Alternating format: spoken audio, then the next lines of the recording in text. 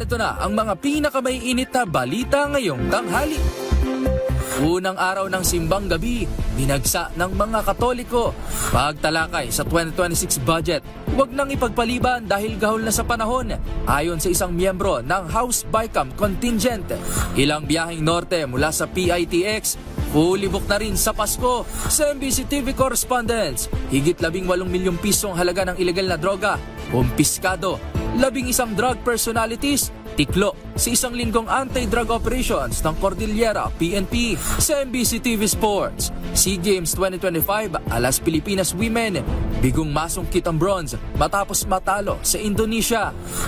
Sa Showbiz Spotted, first ever Brickman Wonders of the World Lego exhibit in Manila, bukas na sa publiko hanggang February 8, 2026.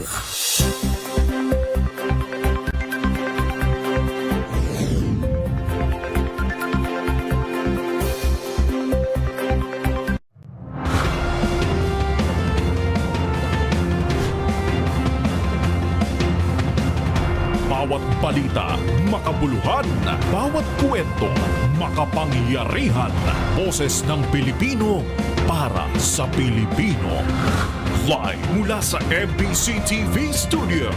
MBC TV Network News.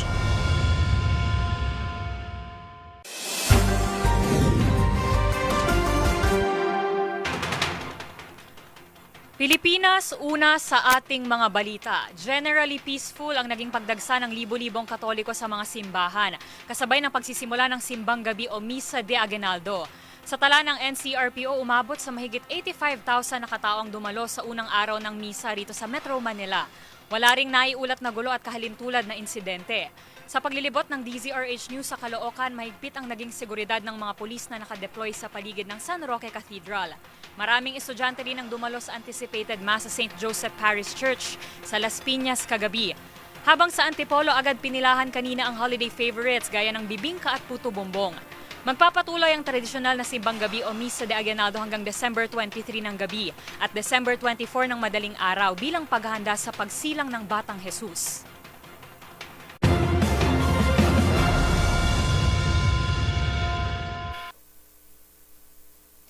Naging mapayapa ang pagdaos ng unang araw ng Simbang Gabi at Misa de Gallo sa Antipolo Cathedral. Ayon pa sa pulisya, wala pang nakikitang peligro sa ngayon para magpatupad ng full alert status ang kanilang hanay. Narito ang report ni Edniel Parosa. Mapayapang idinaos ng mga Katoliko ang unang magdamag ng kanilang Simbang Gabi sa International Shrine of Our Lady of Peace and Good Voyage sa lungsod ng Antipolo. Nagsimulang anticipated mass sa Pamosot Dinarayong Katedral mula alas 9 kagabi habang alas 4 naman ng umaga ang Misa de Gallo ngayong Martes. Sa kanyang mensahe, ipinaalala ni Parochial Vicar Reverend Father Manjory Padilla ang parating pagprioridad sa Diyos at hindi lamang tuwing magpapasko.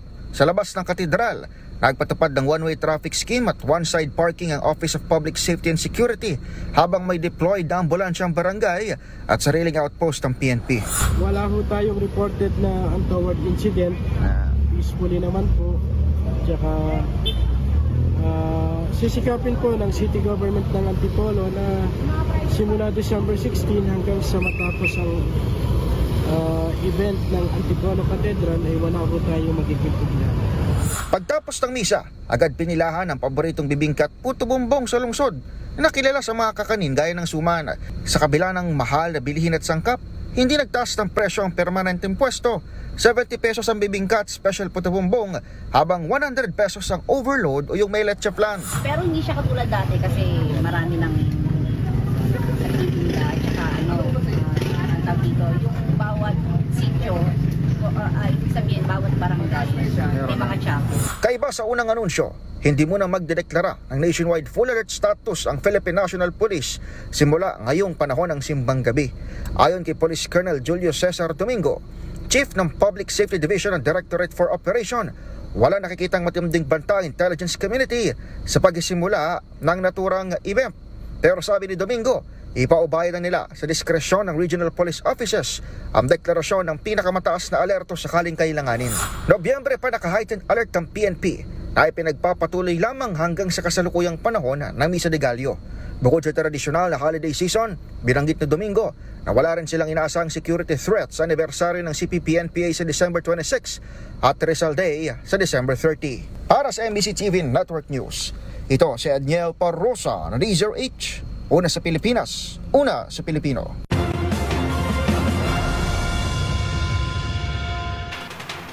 Kagaya ng ilang biyahe pa Bicol, fully booked na rin ang ilang biyahe pa Norte mula sa Parañaque Integrated Terminal Exchange para sa Kapaskuhan.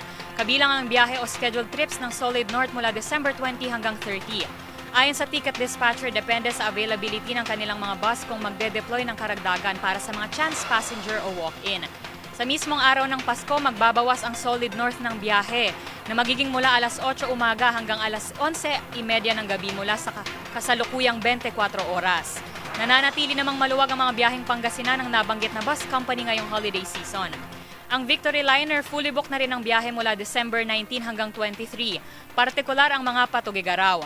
Sabi ng ticket dispatcher, tinatayang nasa 1 hanggang 2 oras ang delay sa turnaround time ng kanilang mga bus mula sa Cagayan dahil sa matinding traffic sa mga daraanan. Nananatili namang maluwag ang biyahe pa Eastern Samar at ng Baliwag Transit pa Nueva Ecija. Mahigpit na ang seguridad sa PITX kung saan may nag-iikot na K9 unit ngayon.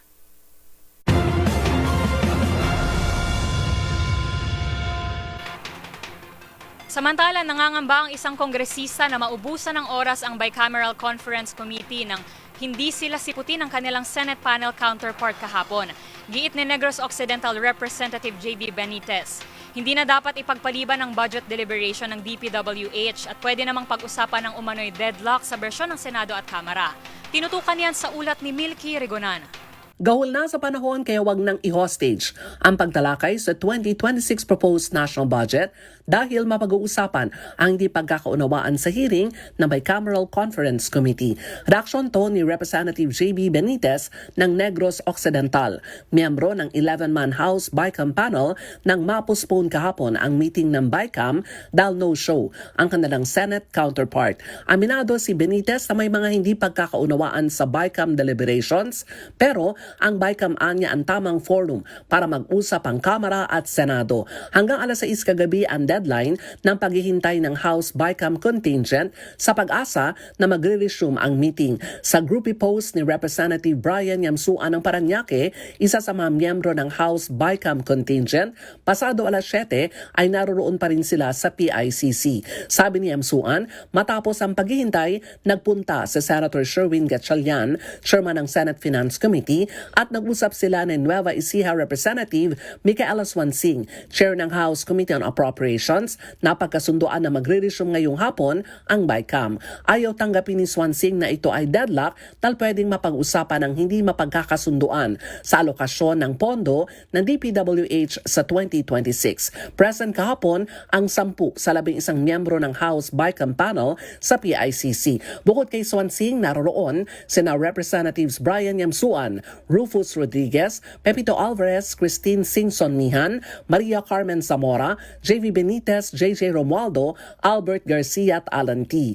Ang tanging wala ay si House Minority Leader Marcelino Libanan. Para sa MBC TV Network News, ako si Milky Rigunan, una sa Pilipinas, una sa Pilipino.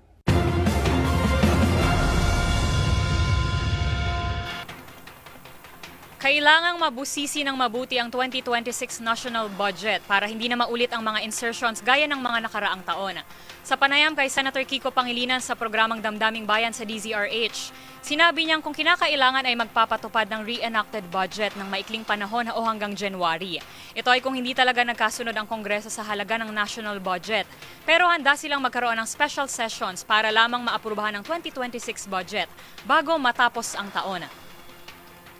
Sabi nga ni Senator Ping, mas mabuti na yung reenacted budget na hanggang sabihin natin January kesa itong imamadali natin na may mga insertion at hindi maliwanag. So sa atin, kung magka-reenactment man, it will be a short term dahil kailangan lang busisiin ang so. Nobody wants a reenacted budget. Opo. We don't want it. And if it has to happen, siguro kahit na mag-special session kami, ipapasa ng January, willing kami dyan. Ayan.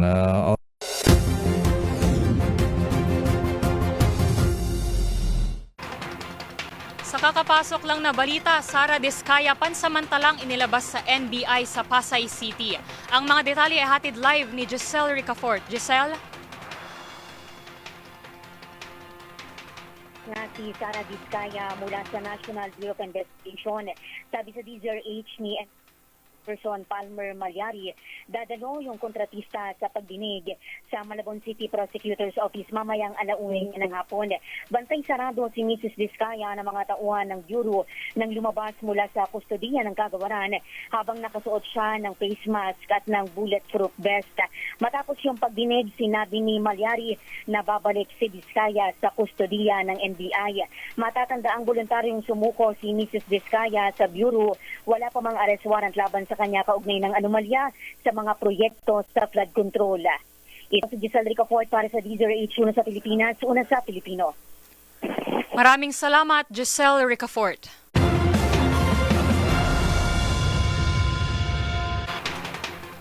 Samantala, plano namang isulong ng Department of Information and Communications Technology o DICT ang isang batas na magpapalawak sa proteksyon ng mga Pilipino laban sa cyber attacks at iba pang peligro sa online platforms. Pero ayon sa DICT, hindi ito magiging katulad ng social media ban na ipinatupad kamakailan sa Australia. Ang mga detalye sa ulat ni Dustin Bayog.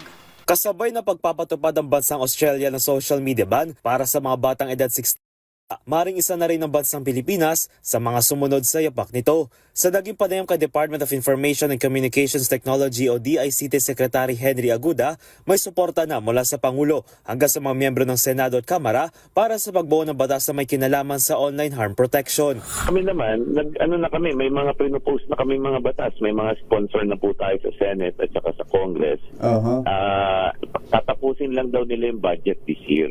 Tapos na yung budget, arangkada na yan sa January, ipupush na namin na priority. Paglilinaw naman ni Aguda na kaiba magiging batas na naisipatupad sa bansa kumpara sa social media ban sa bansang Australia. Tama, yung pag sinabi kong kaparehong batas, hindi lang yun sa mga minors. Kasama niya dyan yung overall e-safety act. Para overall yung approach natin sa pagbantay sa cyberspace. Kaugnay nito, nais din ni Aguda na bumuo na isang komisyon sa ilalim ng DICT na siyang tututok sa pag-monitor at pag-regulate sa mga platform upang maiwasan na paglipanan ng iba't ibang uri ng online harm. Nung nakita ko yung mga latest developments sa AI, sa deepfake, ay baka kailangan may focus, specialized group. Na yan lang ang binabantayan dahil sa totoo lang, ang hirap binabantayan namin ubus na kami kababantay. Samantala, bukod sa Pilipinas, pinaplano na rin ang kapitbahay nito sa Southeast Asia na Malaysia na magpatupad ang kanilang bersyon ng social media ban sa susunod na taon. Kasama na ito sa mga listahan ng mga bansa sa mundo na tila sumusunod sa hakbang na ginawa ng Australia na layong protektahan ng mga bata sa panganib na hatid ng social media. Para sa MBC TV Network News, ito si Dustin Bayog ng DZRH TV. Una sa Pilipino.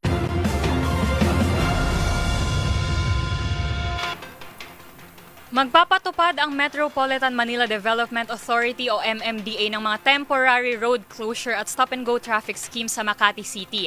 Para ito sa 51st Metro Manila Film Festival Grand Parade of Stars sa Biyernes, December 19. Ayon sa MMDA, ipapatupad ang mga traffic adjustment mula 12:01 ng tanghali hanggang 10 o'clock ng gabi sa mga bahagi ng Macapagal Boulevard, Senator Hill Puyat Avenue, Ayala Avenue, Makati Avenue, JP Rizal Street at AP Reyes Avenue. Dadaan ang parada sa Buendia Avenue, Ayala Avenue, Makati Avenue, JP Rizal Street at A. Reyes Avenue at magtatapos naman sa Circuit Makati. Inaasahang tatagal ng kumulang 1 oras at 40 minuto ang parade at sasaklaw sa 8.4 kilometers. Ang mga movie team float at istruktura ng event ay ilalagay sa northbound lanes ng Macapagal Boulevard, habang ang mga manonood ay papayagang pumwesto sa southbound side. Magtatalaga ang MMDA ng hindi bababa sa 1,000 tauhan upang pamahalaan ng traffic at tiyakin ang kaligtasan ng publiko. Pinayuhan ng mga motorista na planuhin ng maaga ang biyahe at gumamit ng mga alternatibong ruta.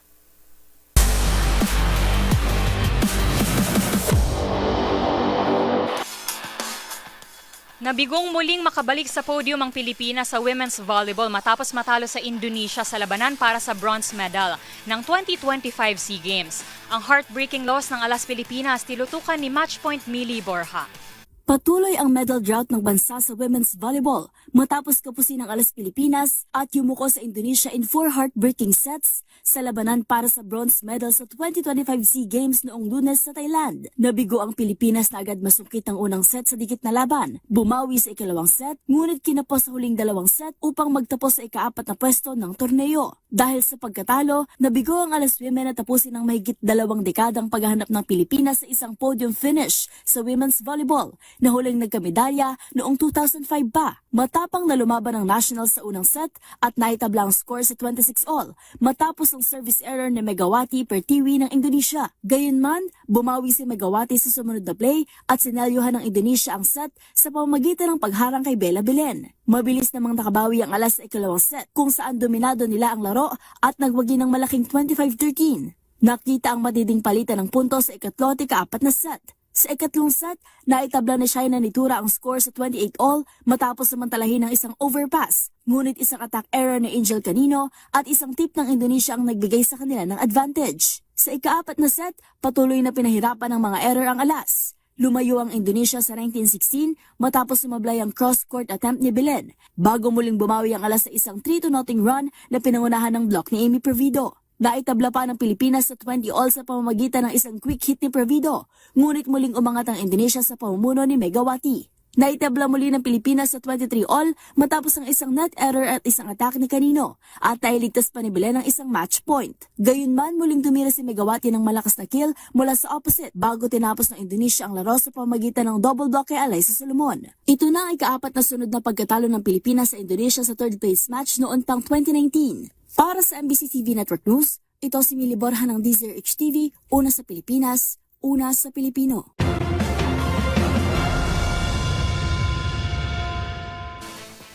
Narito ang mga balitang dapat ninyong abangan. Kilos protesta ikinasa sa tapat ng Chinese Embassy bilang pagkondena sa pagbobomba ng tubig ng Chinese Coast Guard sa mga mangingisdang Pinoy. Sa MBC TV Global, anak ng isang batikang Hollywood director, arestado sa umano'y pagpatay sa sariling mga magulang. Sa showbiz spotted Lego exhibit, tampok ang Wonders of the World nagbukas na sa Pasay. Lahat ng yan sa pagbabalik ng MBC TV Network News.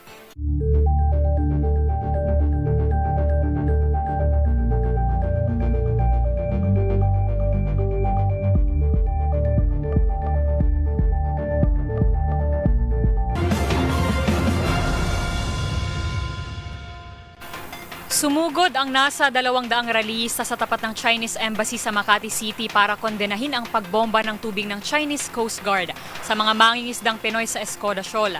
Pinangunahan ng FDNY movement. Alab, Alyansa Bantay Kapayapaan at Demokrasya ang pagsunog ng 2 effigy ng barko ng CCG at pagpunit sa mga kartong bandila ng China. Bitbit ang mga placard na may nakasaad na hands off, China ang bully sa WPS. Humiga ang mga rallyista sa kalsada habang may nakataklob na lambat para ipakita ang kanilang galit sa water cannon attack. Idiniin ng grupo ng matinding panganib sa buhay ang ginawang pag-atake ng China sa mga naglalayag lang nating kababayan. Bukod pa sa pinsala ng kanilang kabuhayan. Dapat anilang irespeto ng China ang buhay at hanap buhay ng mga Pilipinong mangingisda, gayon din ang soberanya ng Pilipinas. Sigaw nila itigil ng harassment sa West Philippine Sea at hustisya para sa mga mangingisdang nasugatan sa pag-water cannon ng Chinese vessels.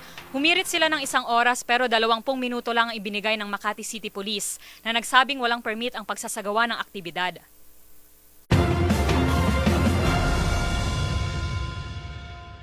Samantala, ilang araw bago ang Noche Buena at sa harap ng mga panibagong aksidente sa kalsada, muling nagbabala ang Land Transportation Office o LTO laban sa pagmamaneho ng lasing. Palala pa ng ahensya, maging ang mga nakainom lang ay kanila ring hahulihin at papanagutin sa batas. Ang buong detalye sa pagtutok ni Rovic Manuel. Ngayong kabi-kabila ang mga handaan at inuman dahil sa mga Christmas party, muling nagpaalala ang Land Transportation Office o LTO laban sa pagmamaneho ng lasing. Ito ay kasunod ang ilang kaso ng aksidente sa kalsada, sangkot ang ilang mga motoristang nakainom. Kamakailan nga lang, isang babaeng driver na ang inisyuhan ng show cause order ng LTO at sinuspindi ang lisensya nito dahil sa umano'y pag-inom ng alak habang nagmamaneho na naka-video pa at posted online. Sa panayam ng DZRH kay LTO Chief Marcus Lacanilao, mahigpit nilang ipatutupad ang panguhuli sa mga nakainom sa tulong na rin ng gamit nilang mga aparato. Yung parati kong pinapaalala na wag nilang gagawin kasi talagang mapapahamak sila sa ginagawa nila. Sa kasalukuyan po, yung breath analyzer namin, meron po kami dito sa NCR sa Metro Manila ng 400 units. Nilinaw nito na hindi lamang lasing ang huhulihin, kundi maski ang nakainom lang, kahit kaunti ay kaya na nilang matukoy.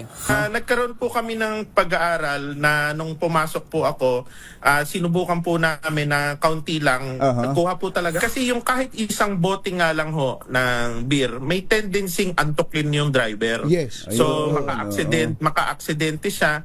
Kahit sabihin nila na hindi, walang masyadong epekto sa akin, pero may tendency po na talagang antukin siya at makatulog. Tiniyak naman ng LTO na sa pagpasok ng bagong taon ay mas magiging proactive ang ahensya sa pagpapanatili ng kaligtasan sa kalsada at magde-deploy ng karagdagang tauhan sa gabi na mas marami ang kaso ng aksidente. Sa ilalim ng Republic Act 10586 o ang Anti-Drunk and Drug Driving Act of 2013, nakasaad na ang mapatutunayang nagmamaneho ng lasing o may impluwensya na ipinagbabawal na gamot ay maaaring pagmultahin ng mula sa 20,000 piso hanggang sa kalahating milyong piso depende sa bigat ng violation, pagkakakulong ng hanggang sa 3 buwan at pag-revoke ng lisensya. Kaya naman mahigpit na paalala ng LTO na maging responsable ang mga motorista sa kanilang sarili at sa iba kapag sila ay nasa lansangan, lalo na ngayong holiday season.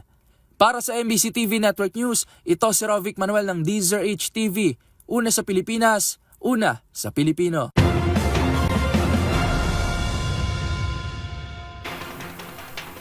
Nanindigan si Senate President Pro Tempore Ping Lacson na dapat dumiretso sa mga benepisyaryo ang pondong ilalaan para sa healthcare programs at farm-to-market road projects ng gobyerno. Sa kanilang inihandang probisyon, titiyakin na walang politiko ang EEPAL at pasimpleng magpapabango ng pangalan gamit ang guarantee letters na dumadaan sa kanilang mga opisina. Magbabalita si Raymond Dadpaas. Kailangang may malinaw at foolproof na safeguards upang maiwasan ang abuso at political patronage sa panukalang 6.793 trillion pisong budget para sa 2026. Ito ang iginiit ni Senate President Pro Tempore Panfilo Ping Lacson kasunod ng deadlock sa Bicameral Conference Committee o BICAM dahil sa budget ng DPWH. Ayon kay Lacson, dapat ay walang political interference sa medical assistance to indigent and financially incapacitated patients o MAIFIP at sa pondo para sa farm-to-market roads. May naihanda na umano silang special provision patungkol dito at kanilang patuloy na pinag-aaralan para matiyak na hindi makikialam ang mga politiko. Kung hindi umano nito makita na may malinaw na safeguards ay sasama siya sa Senate minority at hindi pipirma sa ratification ng budget dahil may kanya-kanya silang advocacy gaya ng health at education, ngunit siya ay ang pagsasaayos sa budget ng kanyang advocacy. Tinukoy ni Lacson ng MAIF ay may kinalaman sa mga guarantee letter na ini-issue ng mga mambabatas at politiko. Isa ito sa mga dahilan kung bakit hindi ganap na naabot ng Universal Healthcare Program ang lahat ng barangay. Nagkaisa sila ng mga kapwa senador sa majority bloc na dapat ay walang guarantee letters at ang karagdagang pondo ay dapat mapunta sa Department of Health at Philippine Health Insurance Corporation o PhilHealth. Dagdag pa niya, inadapt ng Senado ang kanyang anti-EPAL amendment o panghadlangan ng political involvement sa pamamahagi ng tulong. Sa issue naman ng farm-to-market roads, sinabi ni Lacson na pinag-aaralan pang makaragdagang safeguards upang masiguro ang integridad ng mga proyekto. Para sa MBC TV Network News, ito si Raymond Dadpaas ng DZRH, una sa Pilipinas, una sa Pilipino.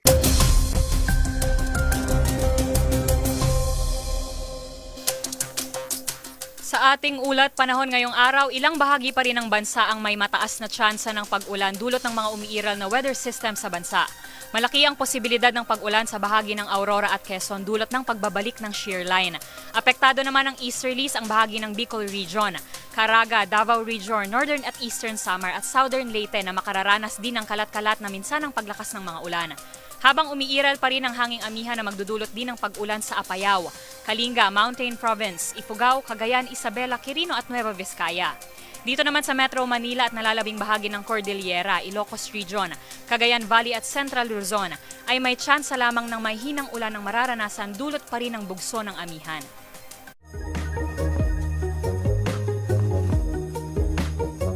Alam nyo ba na may isang hayop na kayang gumawa ng isang dam sa loob lamang ng 2 araw? Sa liit na mga ito, hindi natin naakalain na kaya nila itong gawin. Walang plano o blueprints at ang tanging gamit lang nila ay ang kanilang natural instincts. Wala ring pondo na kailangan dito, pero quality ang kanilang gawa at hindi substandard. Alamin na this, paano nga ba nakakagawa ng dam ang beavers? Ang beavers o ang tinuguriang master builders of the wild, ang ikalawa sa pinakamalaking uri ng rodent species sa mundo. May sukat ang mga ito ng nasa 70 to 100 centimeters at may bigat sila na nasa 18 to 30 kilograms. May kakayahan ng mga hayop na ito na lumikha ng isang dam sa loob lamang ng 2 araw, gamit lamang ang pinagsama-samang putik, halaman, mga bato at sticks na sukatang putol gamit ang matibay nilang mga ngipin. Tinugurian din silang super swimmers dahil sa bilis nilang lumangoy at kakayahang pigilan ng paghinga ng 15 minutes sa ilalim ng tubig. Gumagawa ng dam ang beavers bilang kanilang tirahan at proteksyon na rin sa predators. Bukod dito, nakatutulong rin ang dam na kanilang ginawa bilang tirahan ng iba pang wetland animals, makontrol ang daloy ng tubig, soil erosion o pagguho at mabawasan rin ang mga pagbaha. Kung kaya maituturing sila na may mahalagang tungkulin sa paghubog ng ating ecosystem. Tandaan, mas makulay ang mundo kung alam mo ang hiwaga sa pag-ikot nito. Ako po si Rovic Manuel, nagpapaalalang sa kaalaman ay walang labis, magsaliksik para siguradong alam na this.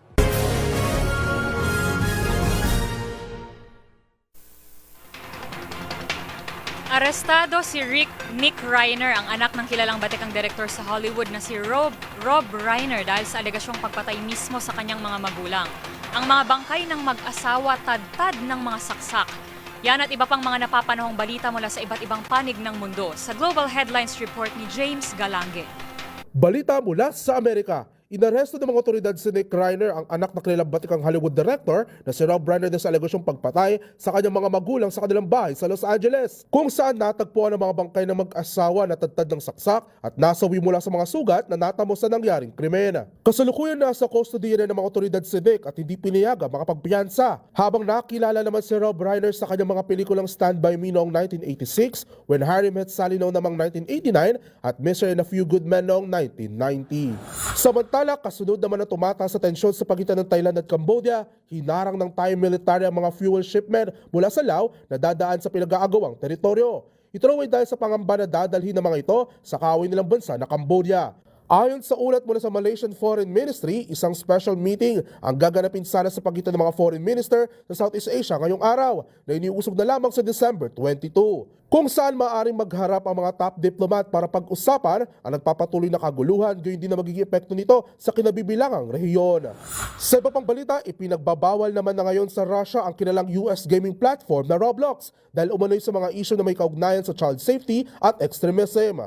Gayon din na pagkalat ng mga LGBT-related content na ituturing umano sa nasabing bansa bilang hindi angkop at may negatibong epekto sa spiritual at moral development ng mga kabataan. Dahil dito, nagsagawa ng kilos protesta ang ilang mga residente at sa ulat naman ng Kremlin ay nakatanggap sila ng tinatayang nasa 63,000 na mga sulat mula sa mga bata na galit din umano sa pagbabawal ng nasabing online game. At yan naman nakalap nating balita mula sa iba't ibang panig ng mundo. Para sa MBC TV Network News, ito si James Galange ng DZRH TV, una sa Pilipinas, una sa Pilipino.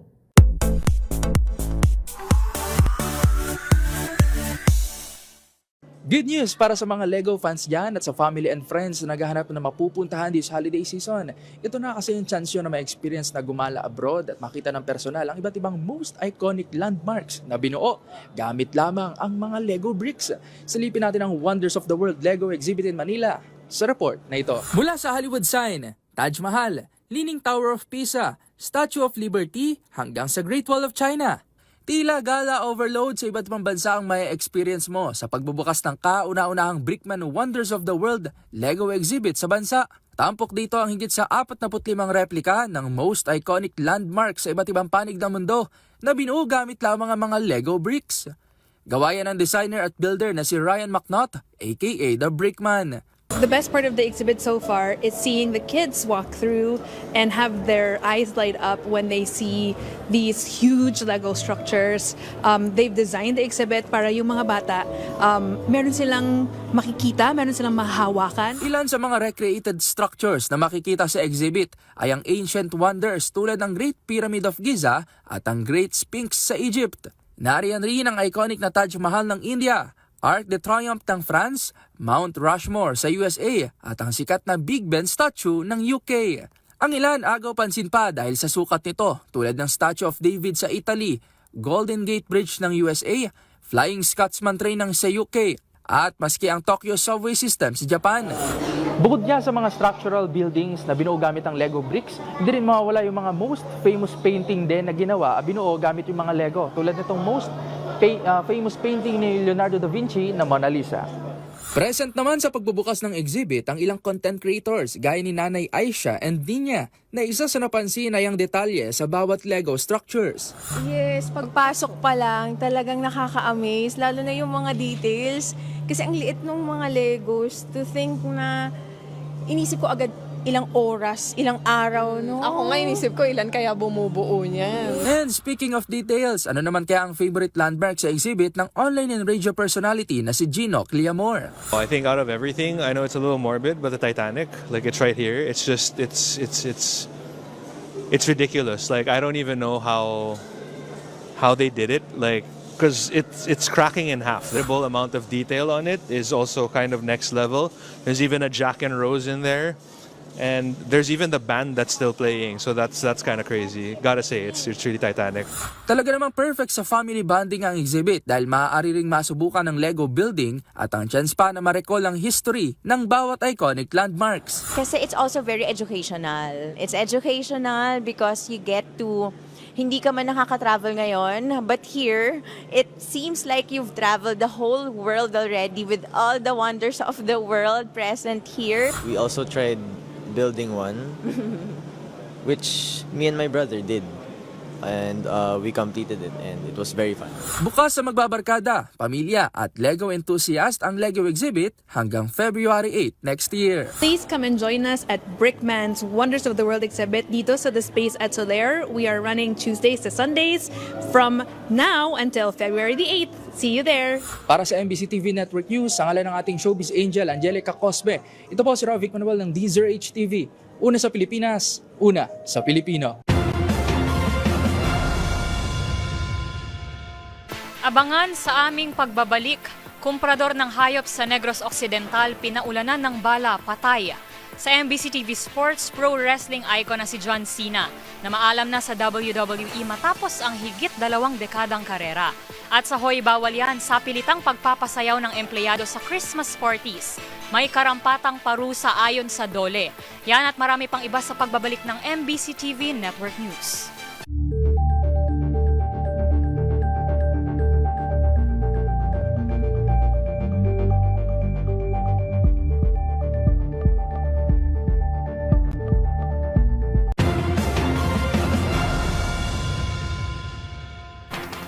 Sa pagpapatuloy ng ating balitaan, mag-amang suspect sa pamamaril sa Bondi Beach, Australia, kumpirmadong bumisita sa Pilipinas. Ayon sa Bureau of Immigration, ang mga detalye tinutukan live ni Boy Gonzales. Boy? Kinumpirma ni Dana Sandoval ang ng tagapagsalita ng Bureau of Immigration na bumisita sa Pilipinas ang mag-amang suspect sa pamamaril sa Bondi Beach sa Sydney, Australia na ikinasawi ng 15 katao. Ayon kay Sandoval, kinilala ang mga suspect na sina Sajid Akram, 50 at Navid Akram, 24, kapwa Indian National.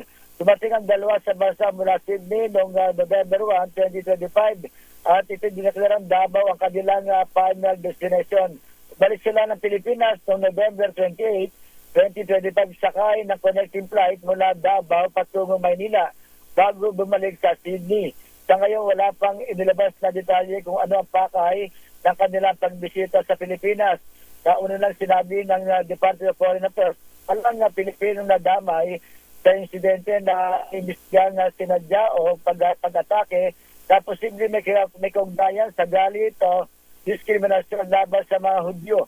Patuloy ding inaalaman ng mga otoridad ng posibleng ugnayan ng mga suspect sa Islamic State terrorist ideology matapos simulang makakita ng bandila at ilang improvised explosive devices sa kanilang sasakyan. Para sa NBC TV Network News, ito si Boy Gonzales, una sa Pilipinas, una sa Pilipino. Maraming salamat, Boy Gonzales.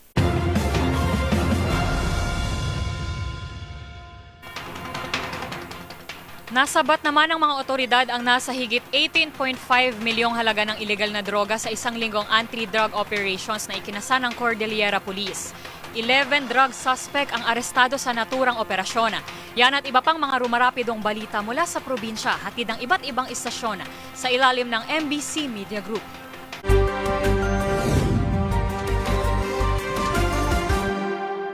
Balikan mula sa Cordillera, tagumpay ang sanlinggong anti-drug operations ng Cordillera PNP matapos masamsam ang higit 18.5 milyong pisong halaga ng illegal na droga at maaresto ang 11 drug personalities. Nagpatupad ng 29 na operasyon ang Police Regional Office Cordillera Administrative Region na kinabibilangan ng 5 bypass operations at marijuana eradication operation. Nagresulta ito sa pagkakakumpiska ng 49,600 fully grown marijuana plants, 5,000 marijuana seedlings, 61,250 gramo ng tuyong dahon at fruiting tops ng marijuana at 152 gramo ng shabu na may kabuang standard drug price na 18,506,736 pesos. 11 drug personalities naman ang natimbog. 2 nakatalang high-value individual at 9 na street-level individuals. Ang anti-illegal drug operations ay magkakaiwalay na pinatupad ng mga operating units ng PNP sa lalawigan ng Benguet, Kalinga, Mountain Province, Apayao at Baguio City. Para sa MBC TV Network News, ito si Romy Gonzales, una sa Pilipinas, una sa Pilipino. Naging mapayapa ang unang araw ng simbang gabi dito sa lalawigan ng Northern Samar. Dinagsay ito ng mga Katoliko at wala namang naiulat o naitala ng mga untoward incidents. Nakadeploy ang mga pulis sa mga simbahan at nagpahayag ang PNP na kung may concern o may reklamo, agad na ipaabot lamang sa kanila kung saan patuloy silang magbabantay sa simbang gabi. Sa ibang lugar, katulong ng mga pulis sa pagbabantay ang mga barangay tanod. Naglagay rin ng Fire Station Emergency Medical Service Team at naka-standby ang mga medics at mga emergency rescue team sa bawat simbahan. Magpapatuloy ito hanggang sa matapos ang simbang gabi. Upang makumpleto naman ang kanilang pagsisimba, may pakape na sponsor ng ilang pribadong individuals. Mula sa MBC TV Network News, Arts 34 Chain, galit bantayan ng DCRH. Una sa Pilipinas, una sa Pilipino.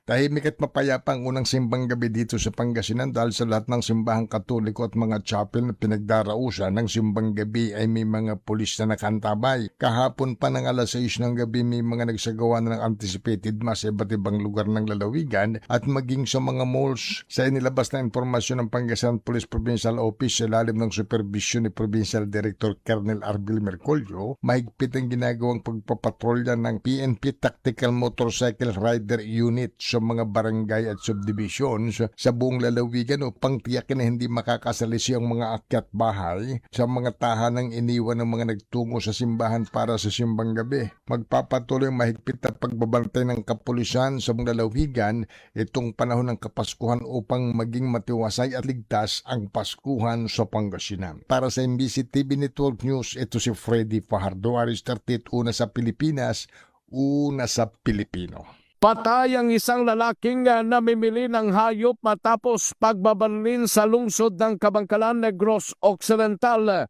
Ang biktima kinilala na si Alberto Jimenez, 54 anyos, residente ng nasabing lugar.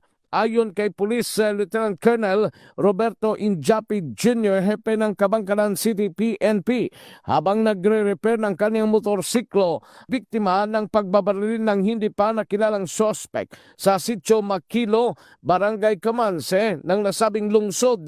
Dagdag pa ni Injapi, dumating ang 2 mga lalaki o suspect at walang awang pinagbabaril ang biktima na tinamaan naman sa ulo at katawan nito na ikinasawi ng biktima. Sa ngayon, patuloy pa ang investigasyon ng kapulisan hinggil sa nasabing krimen. Para sa MBC TV Network News, ito si RH46 Rex Cantong, una sa Pilipinas, una sa Pilipino.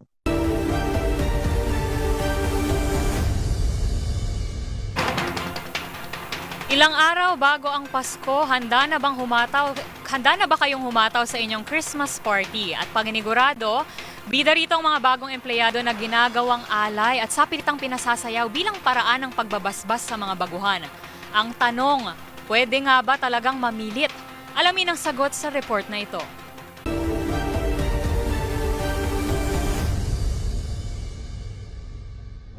Ngayong magpapasko na ulit, isa ka ba sa mga nabunot hindi sa raffle kundi sa dance performance?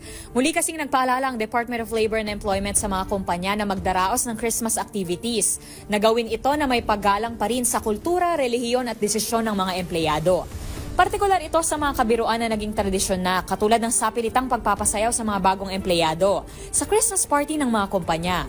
Ayon sa National Labor Code Relations Commission o NLRC, pwedeng iakyat ng biktima ang reklamo kung may pamimilit at banta ng parusa kung piniling tumanggi ng empleyado.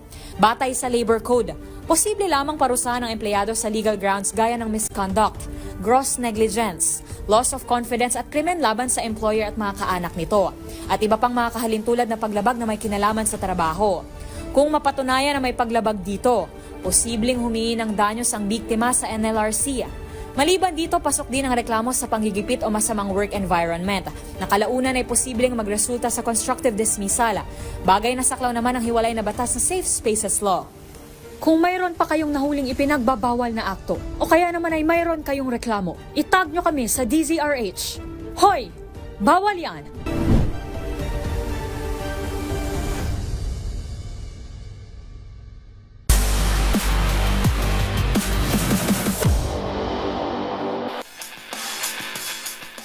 Nagpaalam na sa WWE ang pro wrestling icon na si John Cena matapos ang kanyang huling laban sa Capital One Arena sa Washington, D.C.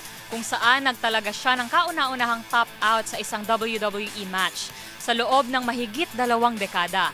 Ang makasaysayang 24-year career ng tinaguriang The Champ sa report ni Matchpoint Millie Borja.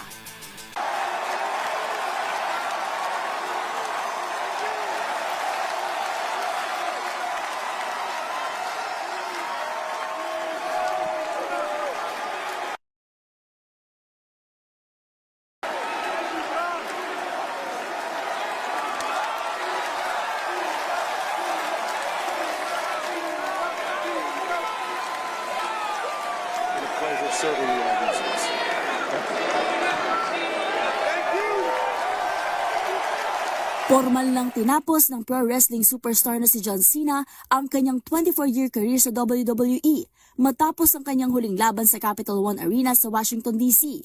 kung saan nagulat ang mga tagahanga nang magtala siya ng kauna-unahang tap out sa isang WWE match sa loob ng mahigit 2 dekada. Isinagawa ni Cena ang kanyang final match noong Saturday night's main event. Umabot sa halos 25 minutes ang laban bago nakuha ni Gunther ang panalo matapos ilak ang isang slipper hold na nagpilit kay Cena na sumuko. Habang humihigpit ang hold, lumakas ang sigawan ng mga tagapanood na saksi sa huling sandali ng isang alamat na sinubaybayan nila sa mahabang panahon. Bagamat nilabanan ni Cena ang hold, kalaunan ay tumap out siya na nagdulot ng pagkabigla at pagluha sa loob ng arena. Matapos iproklama ang panalo ni Gunther, nanatili sa ring si Cena upang damhin ang huling sandali. Ipinahayag niya ang kanyang pasasalamat sa mga tagahanga sa buong mundo at yumukod bilang paggalang. Pinili ni Cena na huwag magbigay ng talumpati. Sa halip, iniwan niya sa gitna ng ring ang kanyang wristbands at sapatos, mga simbolong karaniwang itinuturing bilang pagpapaalam sa pro wrestling. Pagkatapos dumaan ito sa entrance ramp, lumingon ng isang beses at sumaludo sa kamera at sa mga tagahanga. Pumirma si Cena sa WWE noong 2001 bilang The Prototype at nag-debut sa SmackDown noong June 27, 2002. Sumikat siya bilang Doctor of Thuganomics at naging isa sa pinakakilalang mukha ng WWE kasama ang 17 World Championship titles. Noong Hulyo ng nakaraang taon, sa isang surprise appearance sa Money in the Bank sa Toronto, ipinahayag niya ang kanyang desisyon na magretiro, kabilang ang huling paglahok sa Royal Rumble, Elimination Chamber at WrestleMania 2025. Bukod sa WWE, nagtagumpay din si Cena sa larangan ng pelikula at telebisyon, kabilang ang mga proyektong Daddy's Home, The Suicide Squad, at ng HBO Max series na Peacemaker. At yun ang mga latest updates sa mundo ng sports. Para sa MBC TV Network News, ito si Mili Borja ng DZRH TV, una sa Pilipinas, una sa Pilipino.